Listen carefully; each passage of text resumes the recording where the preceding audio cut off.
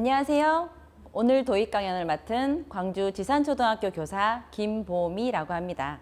오늘 도입 강연 주제는 나는야 해조류 아티스트입니다. 오늘은 여러 가지 이야기를 한번 해볼 텐데 해조류에 대해서 이야기를 해봐요.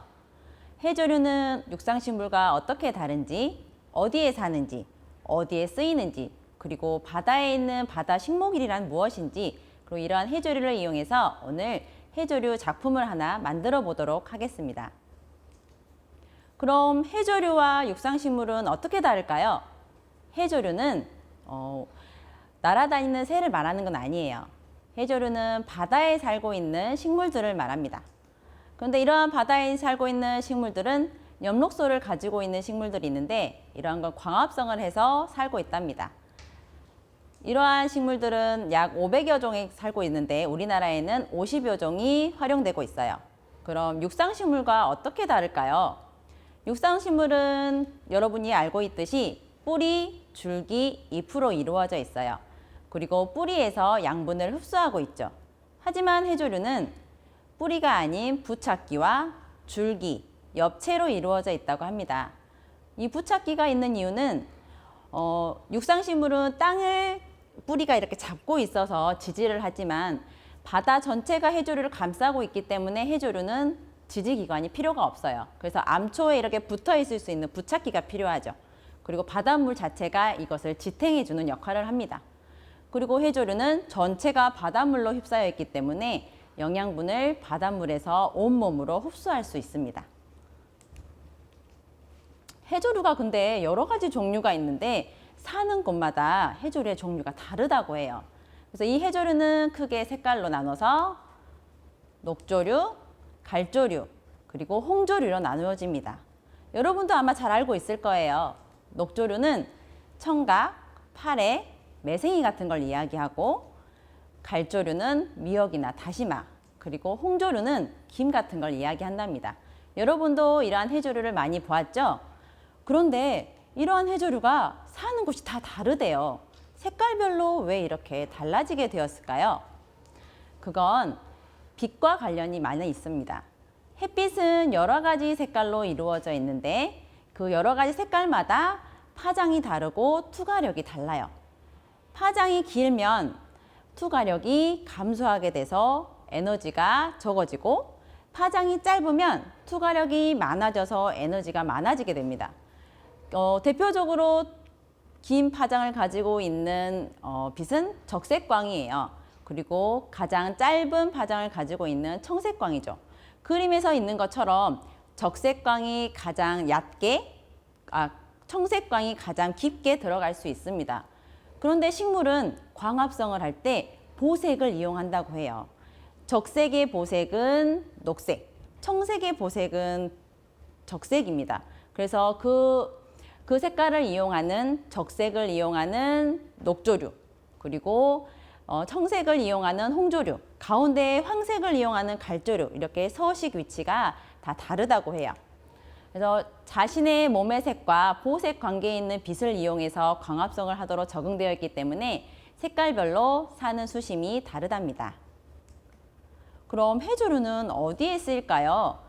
여러분 부모님들도 해조류를 먹고 변비를 해소했다는 그런 이야기도 많이 들었을 거예요.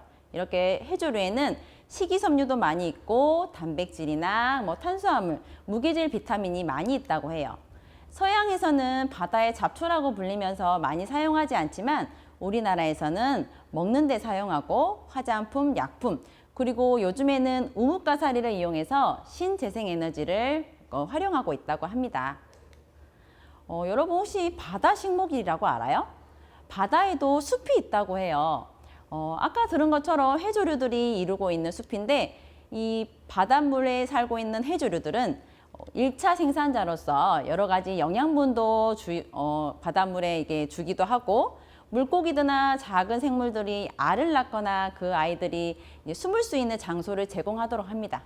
이러한 바다숲을 지키기 위해서, 그리고 여러분이 혹시 바다숲이 무엇인지 모르는 친구는 한번 알아보기 위해서 선생님 영상을 준비했어요. 한번 같이 보도록 해요.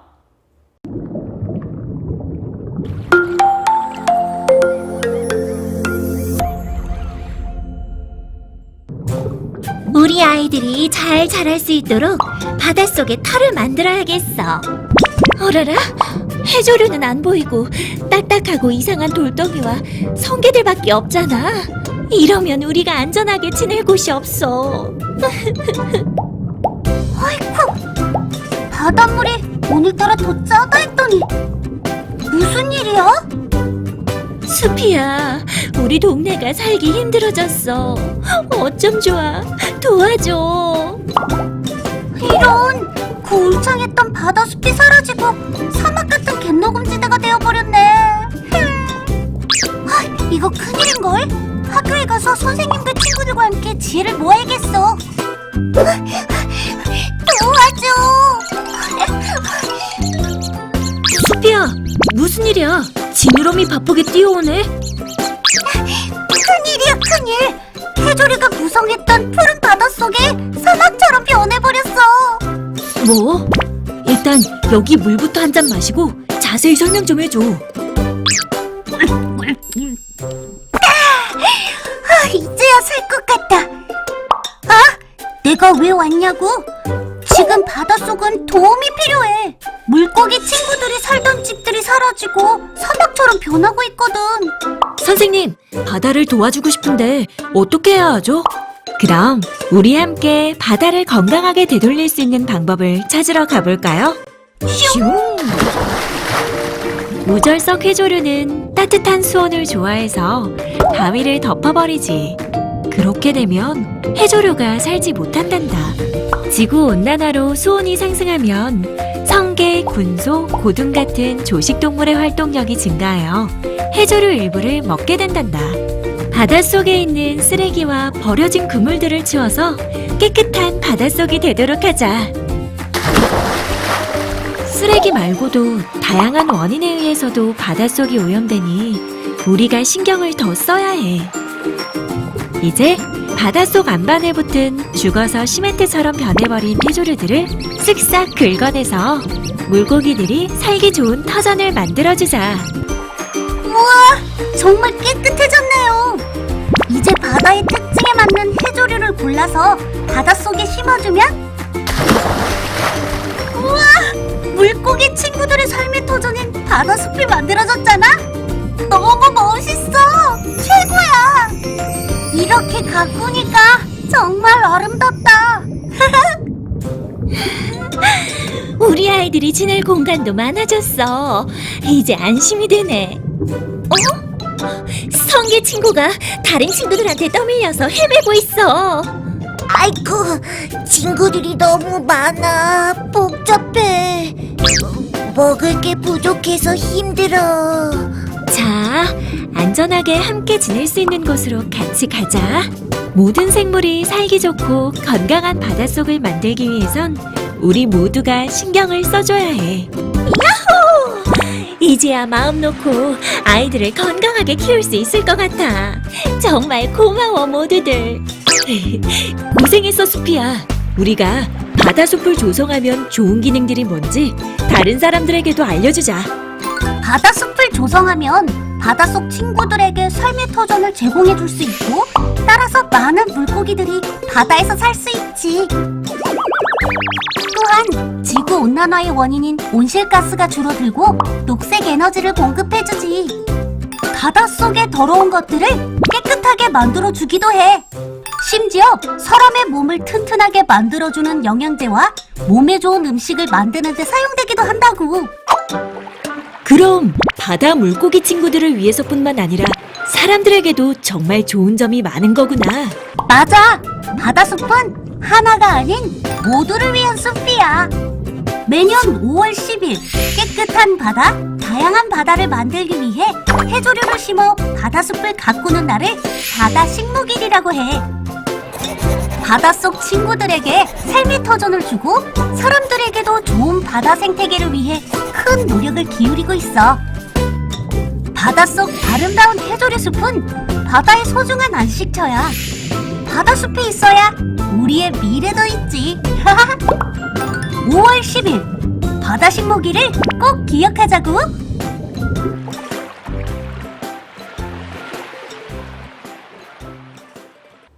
영상 잘 보셨나요? 바다숲은 참 중요하죠. 바다숲은 육상에 있는 나무로 이루어진 숲처럼 해조류를 이용해서 숲을 이루고 있는 거랍니다. 해조류들이 1차 생산자로서 바다의 생태계를 지키는 데 아주 중요한 역할을 하죠. 여러분도 바다에 갔을 때 바다 숲이 어떻게 이루고 있는지, 어떻게 하면 지킬 수 있는지 한번 잘 생각해 보도록 해요. 지금부터 해조류를 이용해서 액자를 만들어 볼 거예요.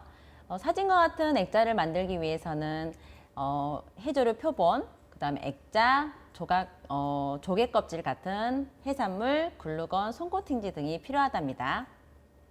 그럼 먼저 해조류 표본을 만들어야겠죠. 이거 선생님이 만든 건데 해조류를 구하기가 좀 힘들었어요. 그래서 선생님은 어쩔 수 없이 마트에 가서 구했답니다. 혹시 이게 뭔지 아나요? 여기 이름 써 있죠? 맞아요. 이건 청각이에요. 부모님들이 김장할 때 쓰는 거예요. 선생님이 청각을 이용해서 오늘은 해조류 액자를 만들도록 할 거예요.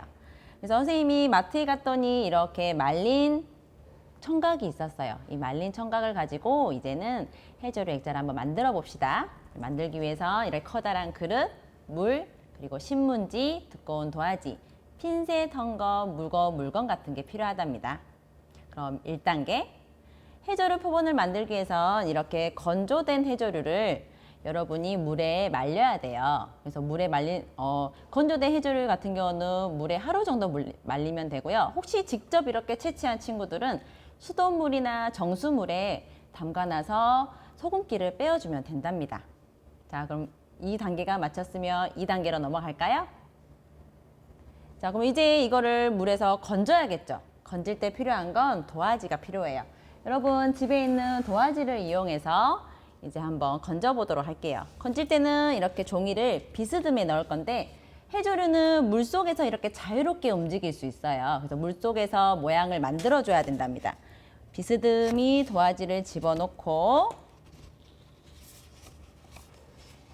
핀셋을 이용해서 이 해조류의 모양을 잡아주세요.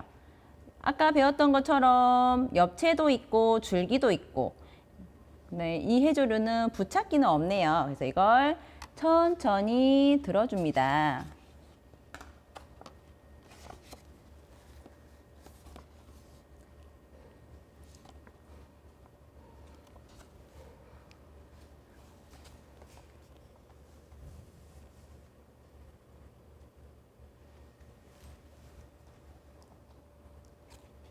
자, 예쁘게 잘 나왔나요?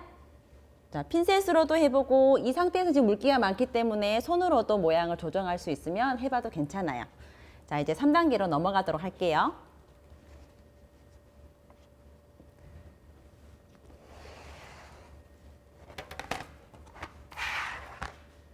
자, 3번째 단계에선 이렇게 비스듬한 물체가 필요해요. 비스듬한 물체에 이렇게 해조류를 놔주고 헝겊이나 키친타올을 이용해서 물기를 좀 빼줄게요. 천천히 눌러서 꾹꾹 빼줍니다. 자, 물기가 어느 정도 됐으면 이제 이거를, 여러분 혹시 식물을 표본을 만들어 본 적 있나요? 식물 표본 만들기와 비슷해요. 이제 무거운 물체로 한번 이거를 눌러줄게요. 자, 어떻게 누르면 되는지 한번 다음 단계 봐봅시다.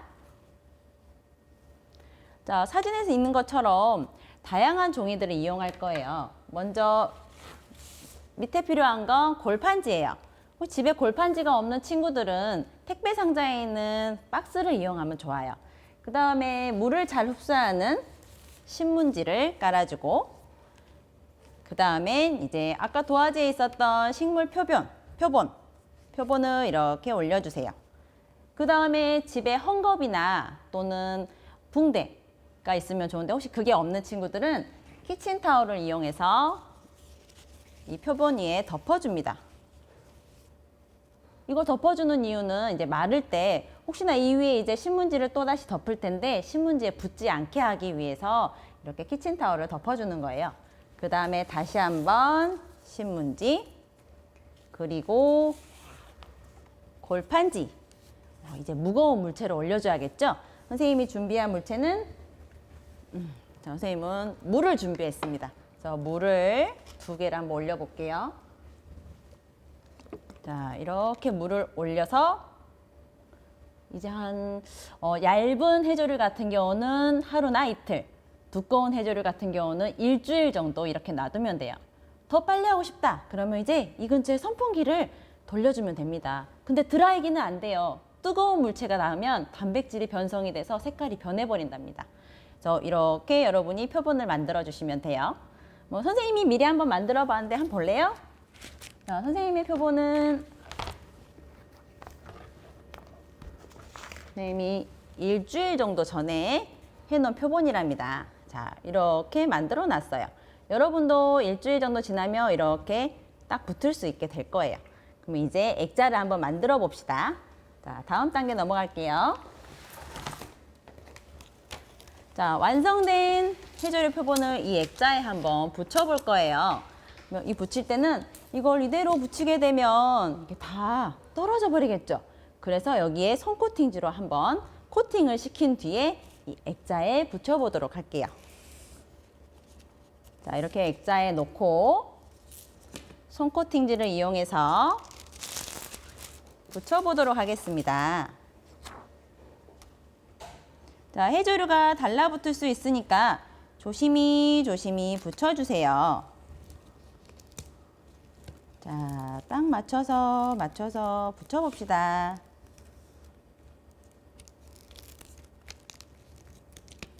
자, 선생님은 이렇게 한번 붙여봤어요. 이렇게 하니까 좀 밋밋하죠. 그래서 선생님이 이번 여름에 바닷가에서 주워온 조개 껍데기도 한번 붙여보도록 할게요. 자, 조개 껍데기는 일반 풀로는 붙지 않고 여러분이 글루건으로 붙이시면 돼요. 조개 껍데기를 준비해 볼게요. 자, 이렇게 준비하고 글루건을 이용해서 한번 붙여보도록 하겠습니다. 자, 뜨거우니까 조심해서 하세요. 자, 불가사리도 붙여보고 이렇게 생긴 고동도 붙여보고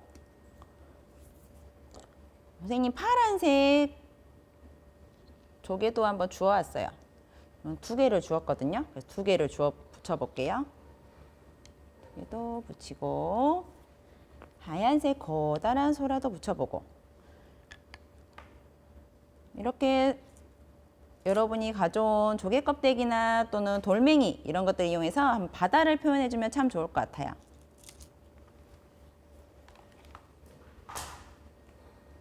자, 뜨거운 글루건이 마르면 이렇게 여러분의 액자가 완성된답니다. 잘 해봤나요? 오늘은 여기까지입니다. 감사합니다.